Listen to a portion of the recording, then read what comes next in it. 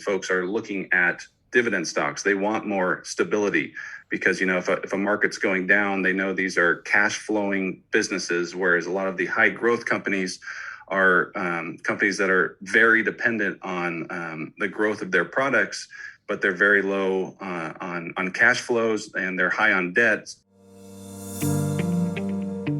On this episode of Early Bird, Mark Rusin, the CPA behind Rusin Financial and a dividend investor. Mark joins the podcast today to talk about his top dividend stocks for 2022, as well as the pros and cons associated with dividend investing and how dividend stocks compare to growth stocks. If you're an investor looking to stay on top of the latest market trends, then you're listening to the right podcast. This is Early Bird, and I'm your host, Stephen Lerner. Before we get to today's discussion, let me tell you how you can save time and beat the market through Early Bird, a free daily email newsletter featuring commentary about the latest trends in stocks, cryptocurrency, and equity crowdfunding. Early Bird is designed to help individual and non-professional investors stay on top of all of the critical investing trends.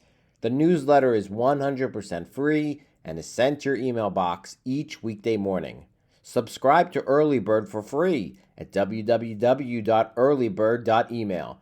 Once again, that's earlybird.email. And now, today's discussion. All right, Mark, thank you so much for joining us today on the Early Bird podcast. How are you doing? I'm not doing too bad. Thanks for having me. Well, thank you for coming on the podcast. We are talking today about the state of dividends in 2022. But before we get into that, Mark, tell the audience a little bit about yourself. Give them your short Reader's Digest biography, about who you are. Absolutely. I love to. So I'm a certified public accountant here on the West Coast in California. Been a CPA for about a decade now, worked 6.5 years at a CPA firm, part of the Big Four, Ernst & Young or EY.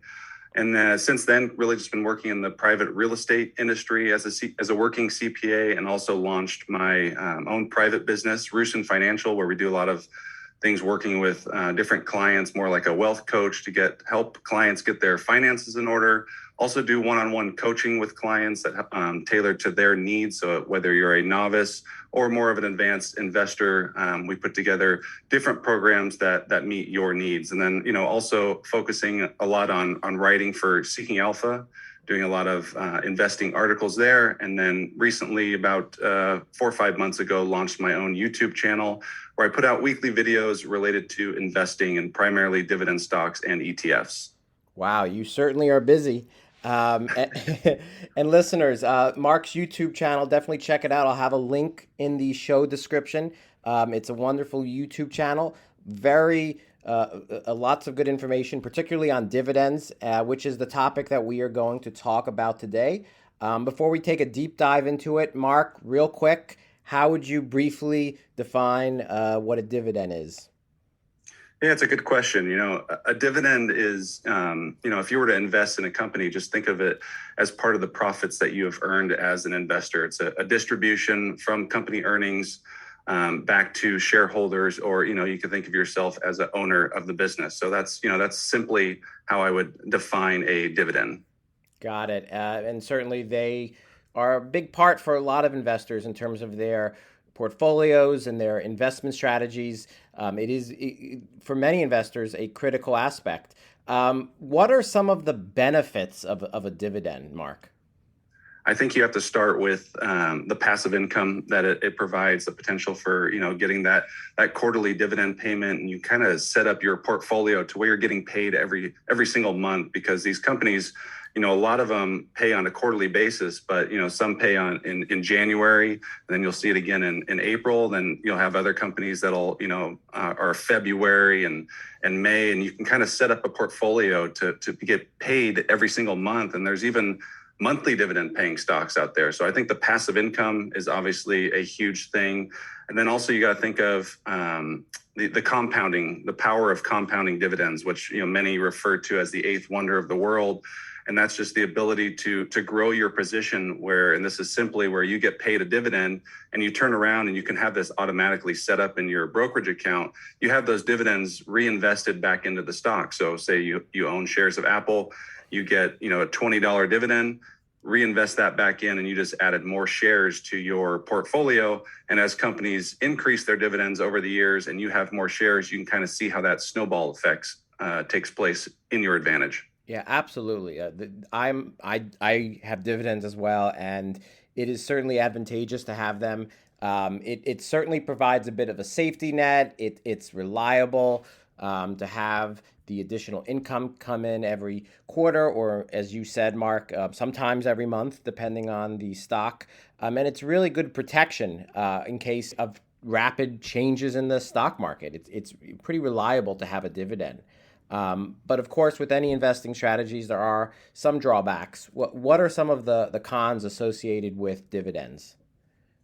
I think in terms of cons, during strong periods of hyper growth, like we saw a couple of years back, dividends could underperform growth stocks. And when you look at, the past 5 years, if you look at an ETF like VUG, which is a growth focused ETF, they've returned, roughly 150%. Whereas if you compare that to a broad-based dividend-paying ETF like the Schwab U.S. dividend ETF, that's returned only 80% in that same period. So, as we've seen on the pro side, it's going to provide stability and consistent income. But on the other side, in terms of, if you're in an economy or a market that's seeing hyper growth, where everywhere you look, you're seeing Roku fly up and Peloton, a bike with an iPad on it, flying up when it was. You might be wondering, like, man, my dividend stocks are just creeping up slowly. And I think that comes back to the consistency that you get with dividend stocks. So you won't get as much of the volatility that you see in growth stocks. Absolutely. It seems like sometimes there's a bit of a ceiling, not all the time, but sometimes there could be a ceiling with dividend stocks. And sometimes there are, dividend stocks that have very high yields, and it seems pretty attractive to an investor, but the yield may not be the only thing to look at for that stock. That's just, something I've noticed sometimes. Yeah, absolutely. And that's, well known as what they call a yield trap. You'll see, folks will be looking at a stock, and I'll get a lot of questions, especially on social media, on my Twitter, and they're saying, hey, I'm checking out this individual stock. They pay a 10% dividend. And when you kind of look into it more and start diving into the financials, you can one of the things you want to pay attention to is what's called the payout ratio.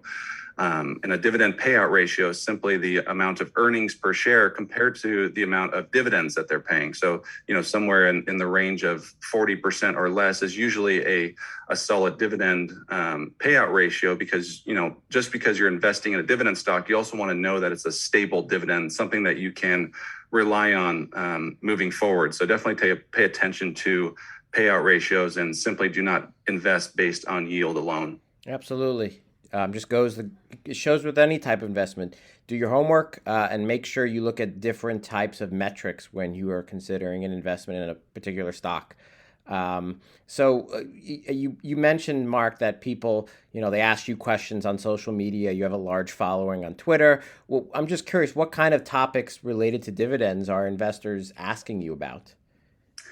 You always get the ones that, asking, what's the best stocks to invest in right now. And I'll talk about, some of the stocks that, I've recently invested in myself, or ETFs, because obviously I'm not a financial advisor. But so you get a lot of stock analysis type questions. What's the best stock to invest in right now? You'll get some questions on, here's my top 5 holdings. What is that? How does this look compared to you? And, I'll try and revert back to my portfolio. And then, recently on my YouTube channel, I actually, for the first time, put out my full dividend portfolio. I had a lot of questions on that, of folks asking what I personally invested in. This is just my dividend stock, since that's kind of what the focus is of my YouTube channel. So I kind of put together my entire portfolio on a easy to read spreadsheet, and I'll be doing updates on that moving forward. Oh, wow. That's pretty good. You seem very transparent with your viewers. That's wonderful. Yeah, I try to be. So, in terms of portfolio construction.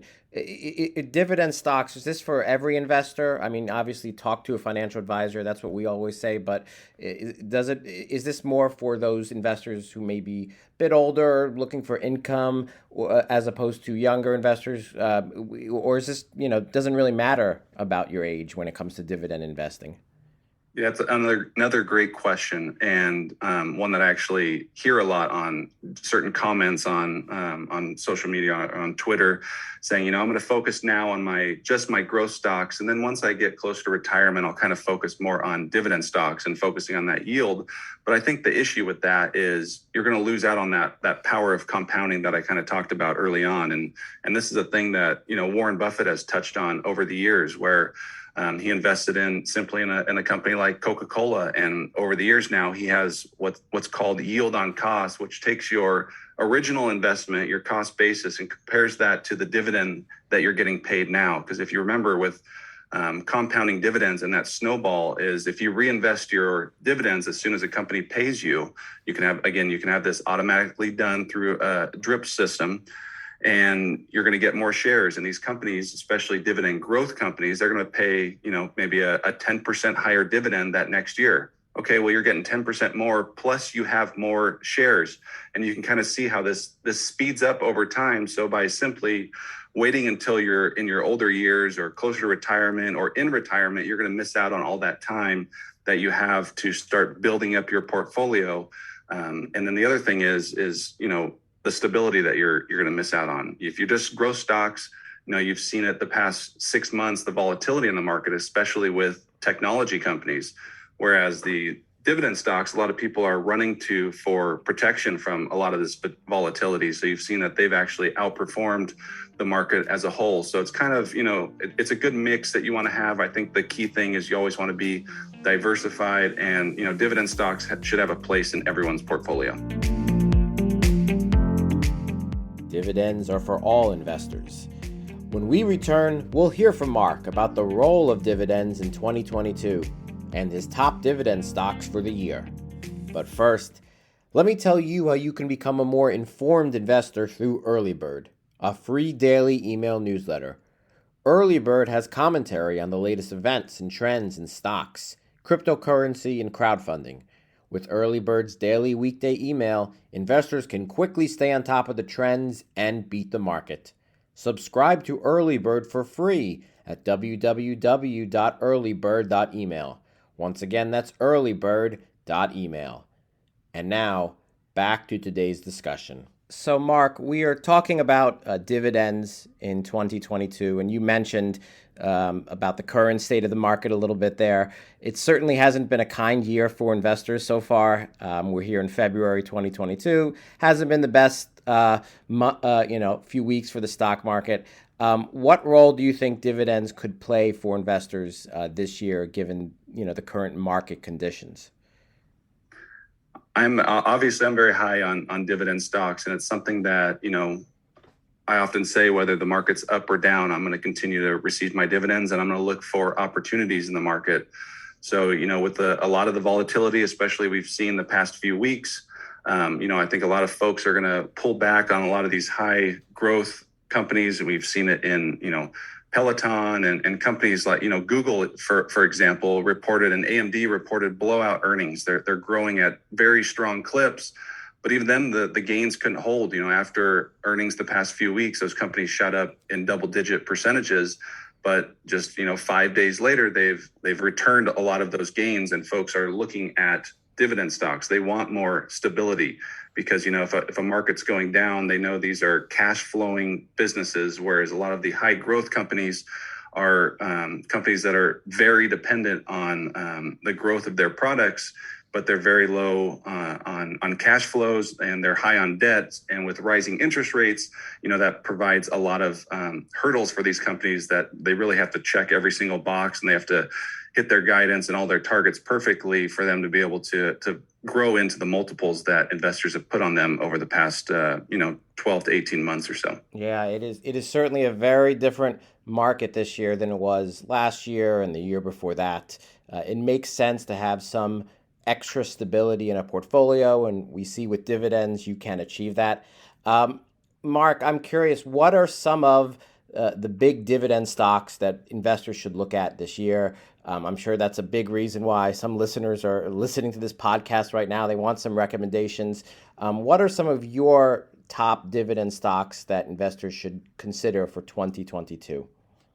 Sure. And I mean, definitely check out my YouTube video where I broke out my entire dividend portfolio. And again, I'll be providing updates to that, on a monthly basis. But, my largest holdings right now, first and foremost, are ETFs. And, pretty much all ETFs put out pay dividends. So, a simple S&P 500 ETF and a dividend appreciation ETF. So, those ones are, something like VOO is an S&P 500 ETF, and VIG is a dividend appreciation ETF. Both of these pay dividends. But in terms of individual stocks, AbbVie is my largest holding in terms of individual stocks. It has about a 7% weighting in my portfolio. That is stock ticker ABBV. They're in the pharmaceutical industry. They have the best-selling drug in the world for numerous years now in Humira. They're slowly going to lose patent protection here in the U.S. A lot of investors had been concerned about that, but now that a lot of folks are seeing that they're coming up with a more diversified portfolio of products, where in the past Humira was 70% of the entire portfolio, whereas now it's less than 40, and there's more products coming on. Another is Johnson and Johnson. They have a wide range of products. They have their own consumer segment, which you think of things like Band-Aid and Listerine. They have their medical device segment, and they also have their pharmaceutical segment as well. Wow. But one stock I've kind of been, high on for a while now has been Visa. And when you look at the dividend yield there, it's a very low yield, but it's a company that's increasing their dividend between 15 and 20% per year. And with travel and more of the restrictions coming down, when a lot of folks are, especially here in the U.S., this pent up demand for travel, and Visa is a stock that I foresee, benefiting greatly from that in the months and years ahead. Wow. So certainly a lot to unpack there. I think the fact that there are dividend ETFs, I'm sure some listeners weren't aware of that. I think that's wonderful that you brought that up. You mentioned a few pharmaceutical companies, few healthcare related companies. Do you particularly gravitate towards that sector when it comes to, trustworthy dividend stocks? You would probably think that when you're looking at my portfolio. 3 of the top 5 positions in my portfolio are pharmaceutical or healthcare related, with AbbVie, Johnson and Johnson, and Bristol Myers. So I definitely, gravitate there a little bit. But, I would say it's a very diversified, I have, I'm high on John Deere, which obviously does tractors. And that's another interesting one to look at. I kind of call them the Tesla of the ag industry, because they're, putting in this technology into these tractors that's self-driving. It's kind of going to change that industry in the foreseeable future. So that's also something interesting to look at. Again, a low yield company, around 1% you're getting, but they're also growing their dividend at a strong clip. And that's a major focus for me when I'm investing. And when you look at my portfolio, you're going to see a good mix. I have a lot of REITs in there, which are real estate investment trusts. You're going to get higher yields there. But I have a major focus on dividend growth stocks. So not as much focused on the yield, but looking more for that annual dividend growth. Wow. It sounds like you have a really good diversified portfolio. Sometimes you've probably had this too, conversations with newer investors, and it's, almost all technology stocks. And so I think it's encouraging and refreshing that, you're looking at all of the sectors in the stock market to find the best value. Certainly, I think that's something investors should be looking at, especially this year, given the where the market has been. Diversification is more important now than ever before, and that goes with dividend stocks, especially, right? You got to look at all the sectors. Absolutely, and ETFs is a great way to diversify your portfolio. And I touched on S&P 500 ETF, which should really have a spot in every portfolio. You want to build that strong foundation to your portfolio so that when we do see times of high volatility and uncertainty, you have something to fall back on, where you're not just focused on one individual stock, which we've seen that risk play out in a few stocks more of late. So, I have ETFs that are focused just on technology. VGT is one that's a technology-based Vanguard ETF. It's a low-cost ETF. But it's going to have the likes of Apple and Amazon and Teslas of the world in there. But then I also have, smaller focused ETFs that you have QQQ, which focuses on big tech, the top 100 technology companies in the NASDAQ.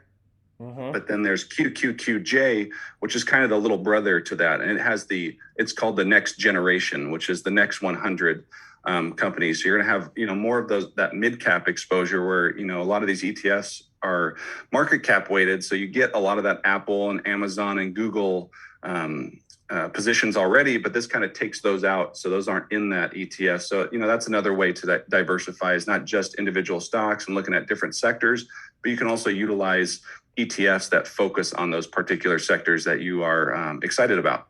Wow.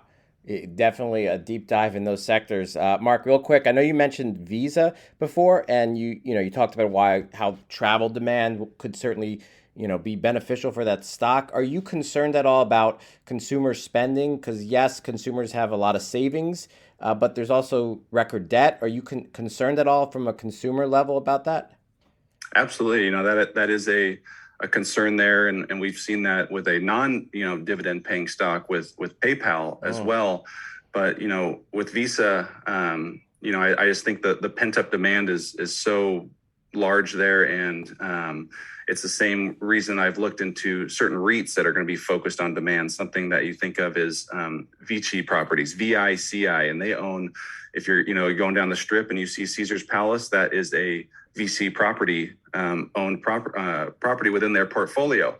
So a lot of my recent buys have been focused on this pent up demand. I don't own any cruise ships or anything like that, but non-dividend paying stocks, it would be something like a Disney. But I think going back to the pent up demand, I know for especially my family, we're looking to get out, and it's been years since we've gone on a vacation, and friends and coworkers that I work with and clients, it just seems like everyone's looking to at least do something, whether it's small, not necessarily having to go on a plane, but driving somewhere, and all of this is going to come back to benefiting a company like Visa, I believe.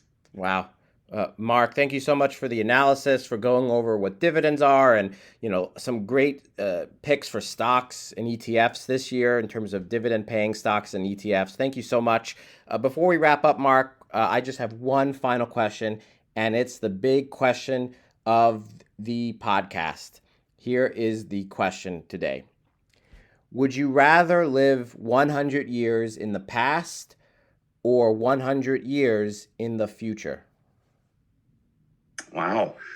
I'm going to go 100 years in the past. I think things happen for a reason, and I can't say I'd go back and change anything I've done except maybe invest more money. But I'd rather live 100 more years in the future. Thank you again to Mark Rusin for sharing your insights on dividends. And thank you to everyone for listening to today's discussion. We'll be back next week for another episode of Early Bird. Have a great day.